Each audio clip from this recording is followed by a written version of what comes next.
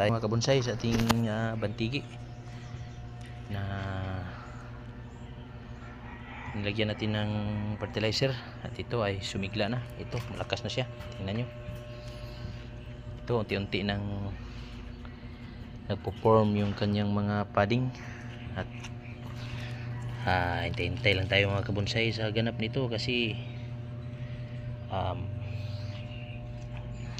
mukhang tumalab na ang kanyang pataba na binili natin sa Shopee, yung Osmocote na 1414. Tingnan nyo mga kabonsay, lumakas na siya. Huwag kayong mabahala dito mga kabonsay kasi pag nakabili na tayo ng carving tools, carvingin natin to at ito ay mawawala dahil i-carving natin to na ayon sa kanyang forma. Yan yung kanyang shari, malaki na hanggang dito